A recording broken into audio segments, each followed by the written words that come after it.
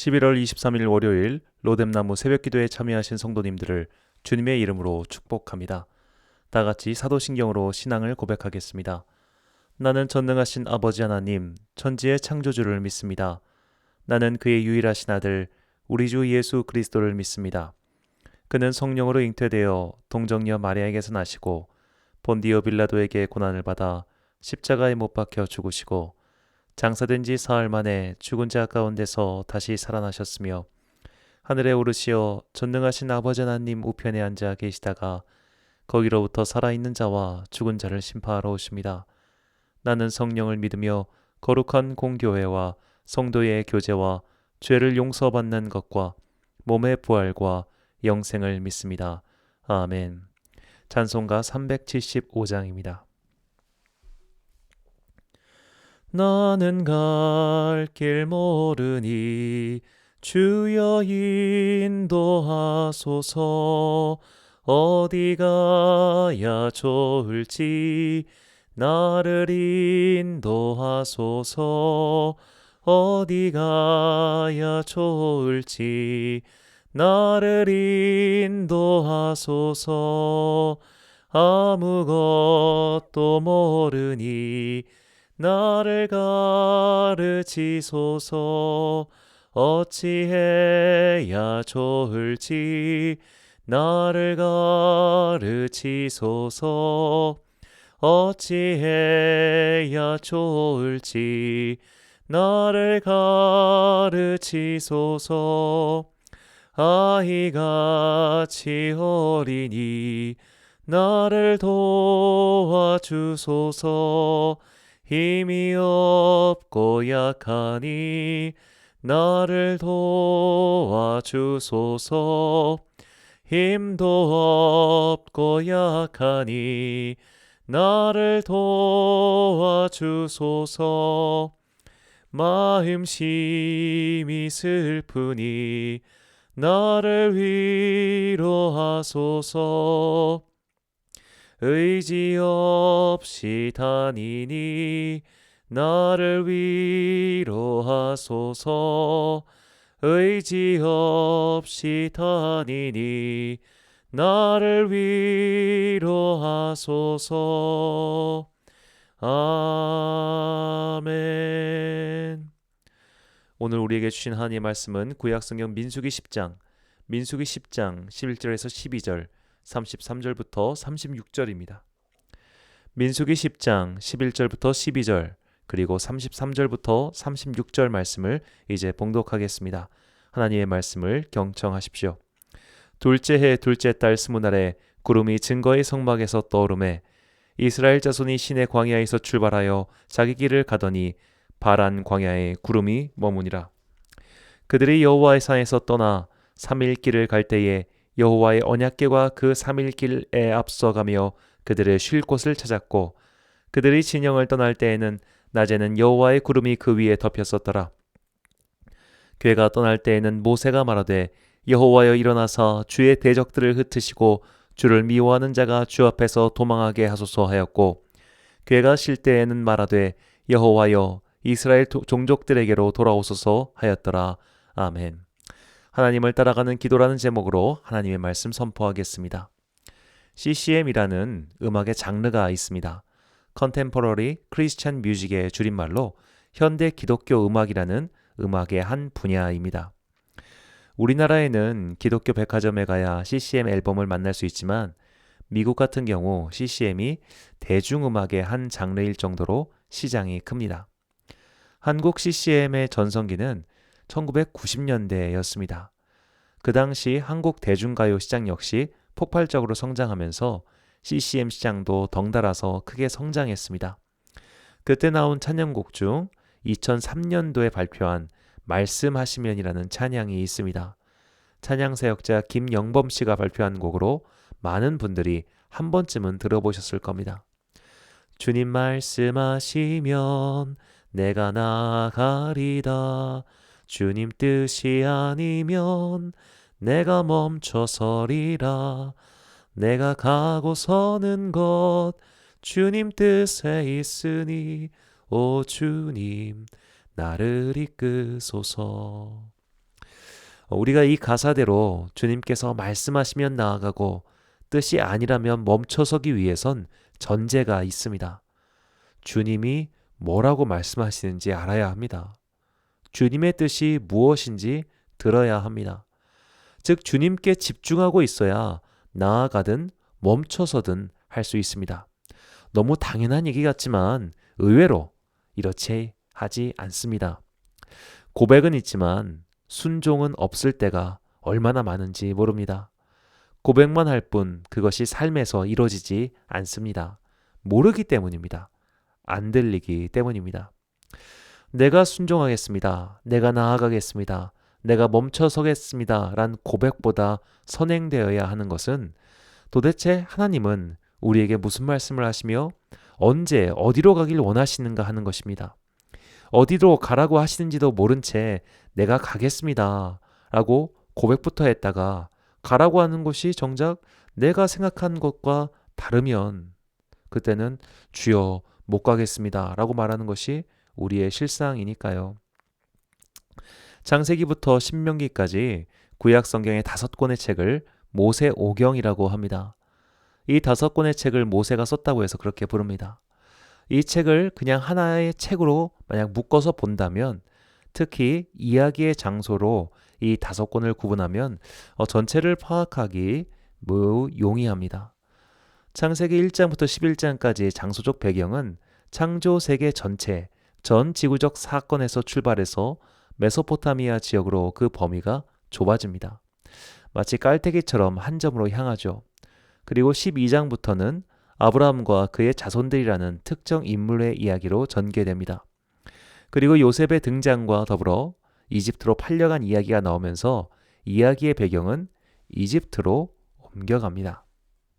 그 후 긴 세월이 지나 이스라엘의 후손들이 이집트에서 나오게 됩니다. 이집트를 나온 그들은 최종 목적지인 가나안 땅, 그들의 조상 아브라함이 묻힌 곳으로 갑니다. 그 중간지가 시내 광야의 시내산이었습니다. 그곳에서 모세와 이스라엘 백성은 하나님의 백성으로서 그들이 갖춰야 할 소양에 대해서 길게 교육을 받습니다.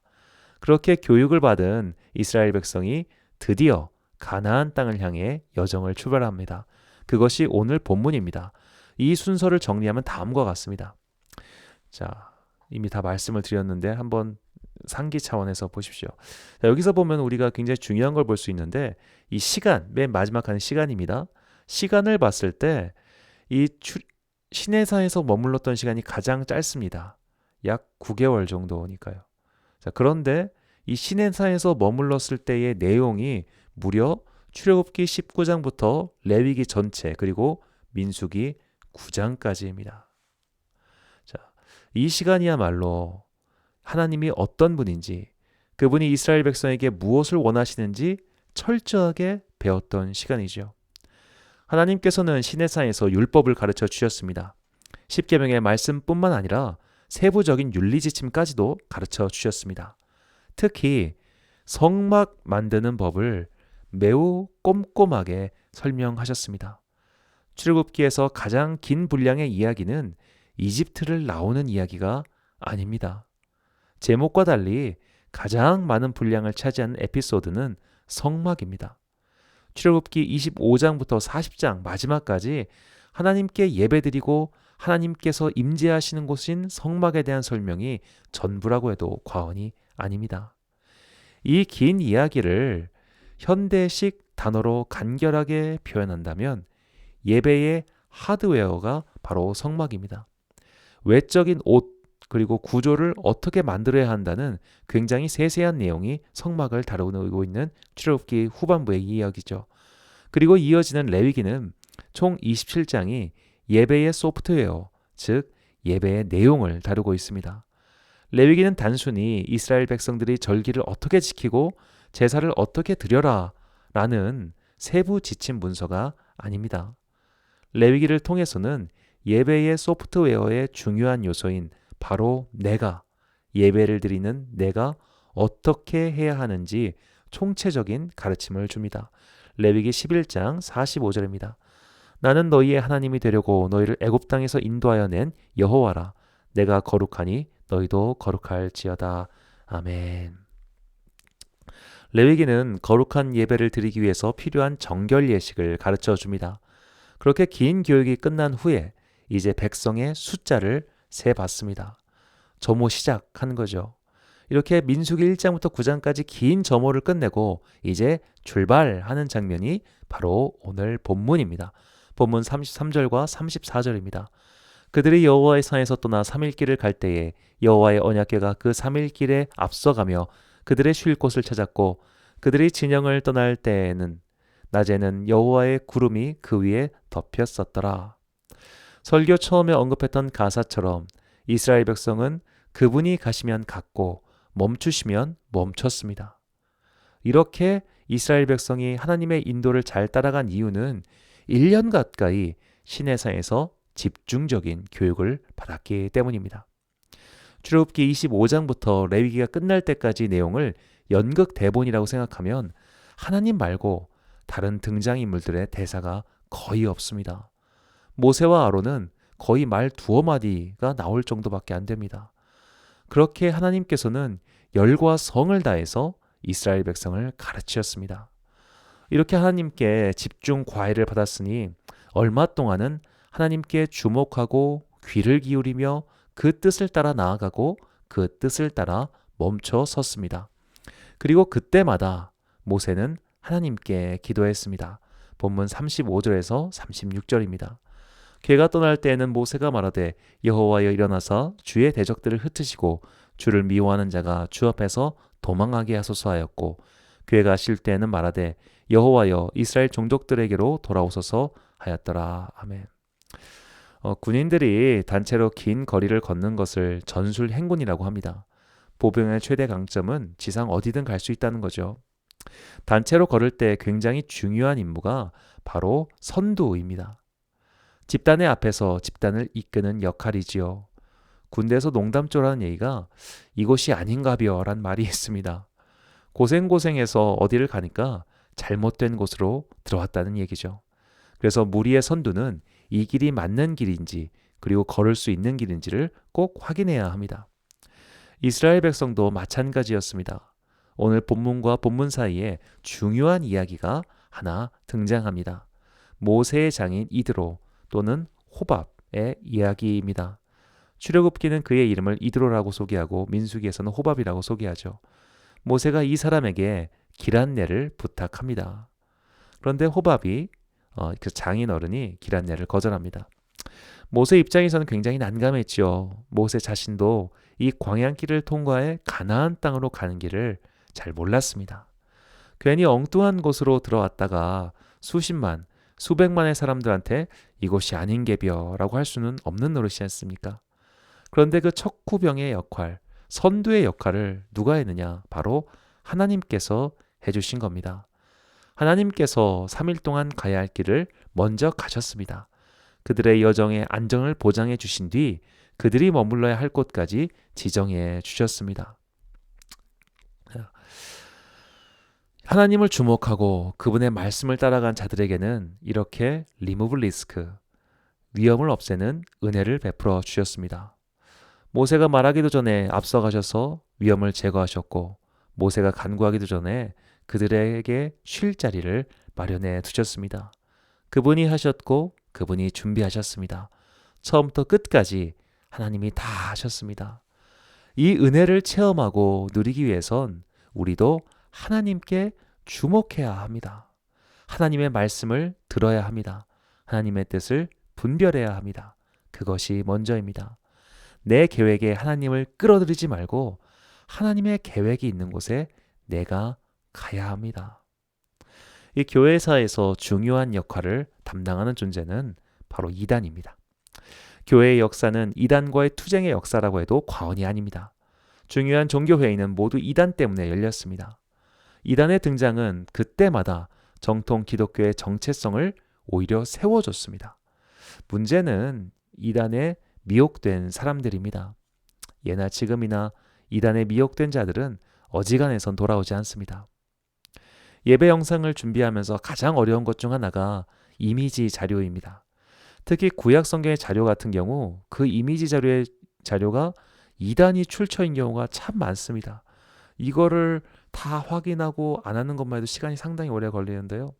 이단들이 정말로 인터넷에 자료를 풍성하게 올려놨습니다. 퀄리티도 좋습니다. 심지어 이단들은 하나님의 뜻, 하나님의 계획이 자신들에게 있다고 주장합니다. 그리고 이곳으로 오라고 손짓하지요. 해방 이후 우리나라에 참 많은 이단이 있었고 또 앞으로도 있을 겁니다. 이단의 교리는 참 다양합니다.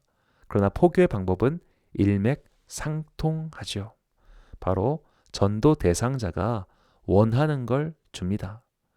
집총 거부를 원하는 자에게는 집총 거부를 선사합니다. 이단은 하나님께서 원하시는 것에는 관심 없습니다.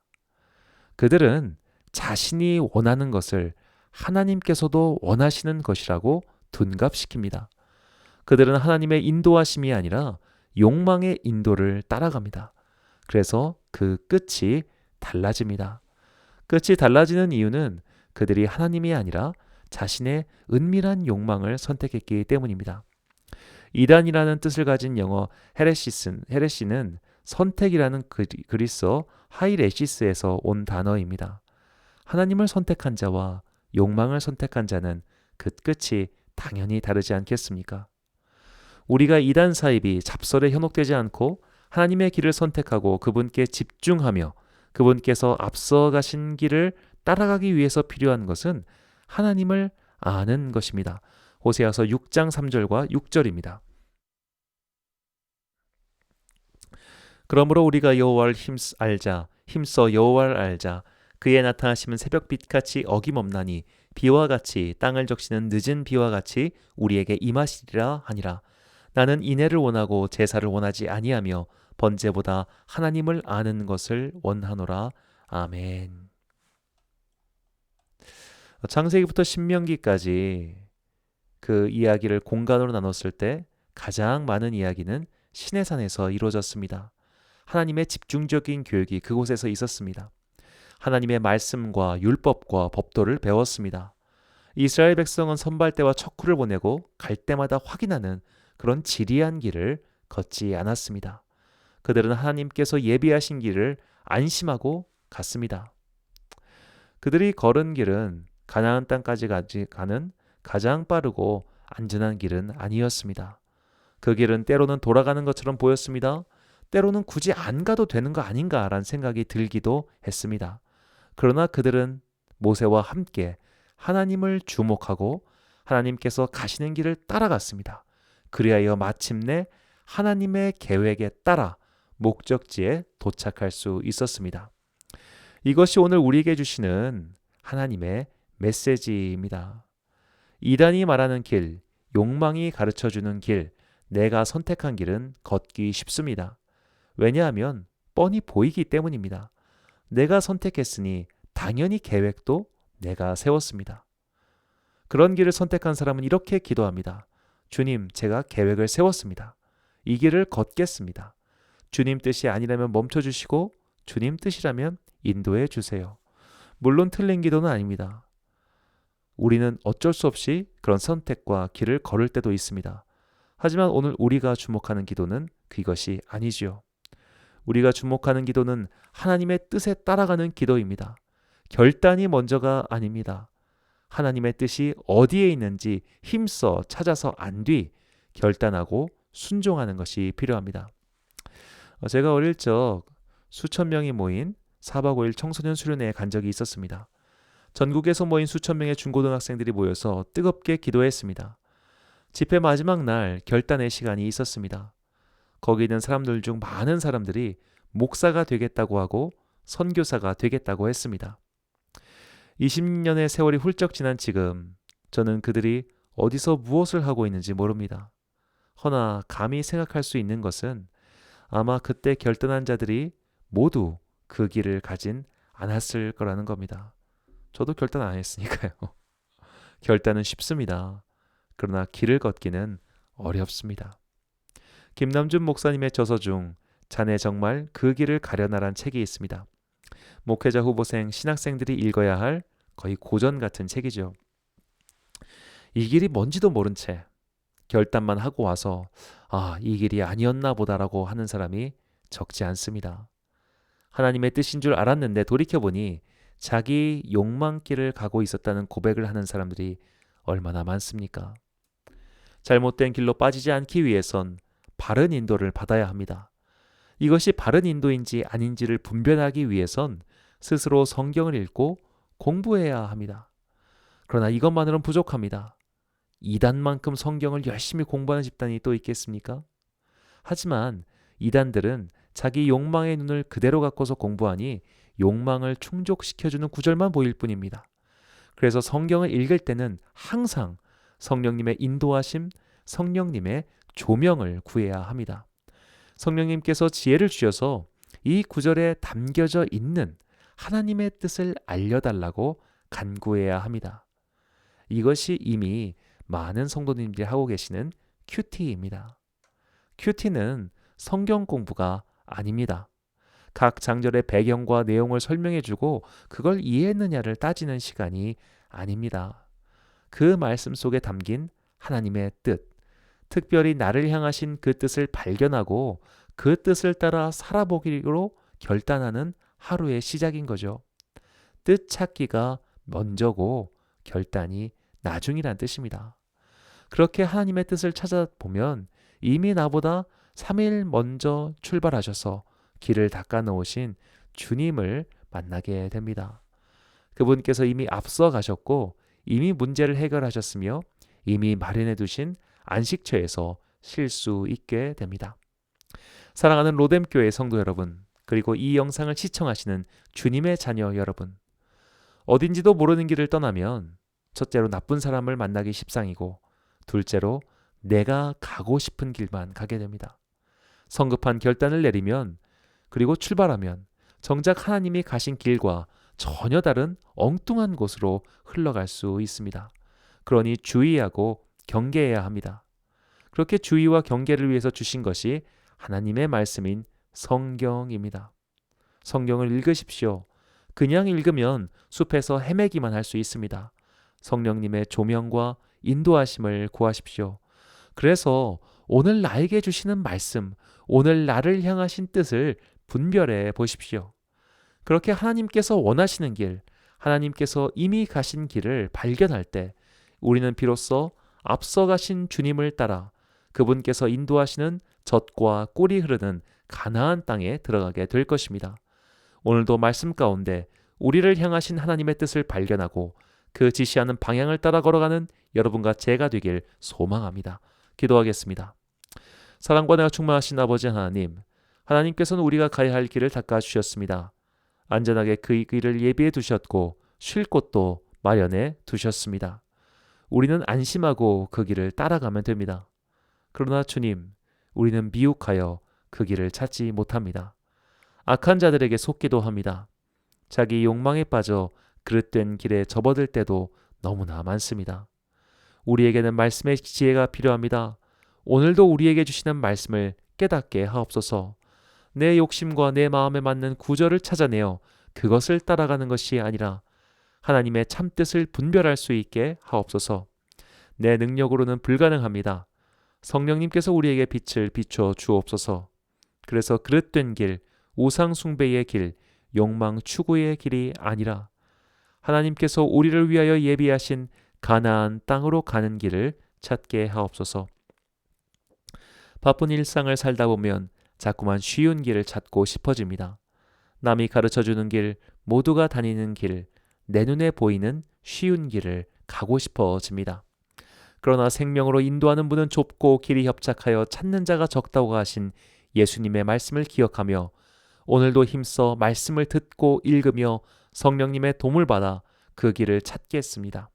우리의 나약한 의지를 도우시어 바른 길로 인도하여 주옵소서. 우리에게 주어진 과업을 실천하는 월요일입니다. 오늘도 각자의 자리로 나아가 열심히 사는 주님의 자녀들을 기억하여 주옵소서. 그들의 인생이 하나님께서 예비해 두신 길을 따라갈 수 있도록 오늘도 구름기둥과 불기둥으로 인도하여 주옵소서. 걷다가 지칠 때는 하나님께서 마련해 두신 쉼터에서 편히 쉬도록 성령님의 따뜻하고 시원한 은총을 내려 주옵소서.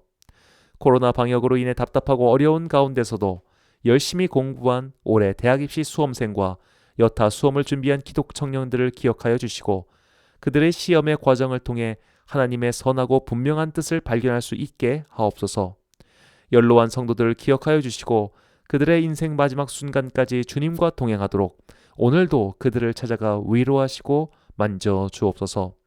특별히 환과 고독, 자녀도 없고 형제도 없고 부모도 없고 배우자도 없는 사람들에게 더욱 사랑의 은혜를 베풀어 주셔서 천사들과 함께 누릴 천국 잔치를 미리 맛보게 하옵소서. 오늘도 주님의 뜻을 찾아 분별하고 주님의 길을 찾아서 걷고자 다짐하며 기도하는 모든 성도들에게 성령님의 빛을 비춰주실 줄 믿사오며 이 모든 말씀 길과 진리 생명 되신 예수 그리스도의 이름으로 기도합니다. 아멘. 주기도문 하심으로 오늘 새벽 기도회를 마치겠습니다. 오늘도 주님 안에서 승리하시길 소망합니다. 하늘에 계신 우리 아버지, 아버지의 이름을 거룩하게 하시며 아버지의 나라가 오게 하시며 아버지의 뜻이 하늘에서 이루어진 것 같이 땅에서도 이루어지게 하소서. 오늘 우리에게 일용할 양식을 주시고 우리가 우리에게 잘못한 사람을 용서하여 준 것 같이 우리의 죄를 용서하여 주시고 우리를 시험에 빠지지 않게 하시고 악에서 구하소서. 나라와 권능과 영광이 영원히 아버지의 것입니다. 아멘.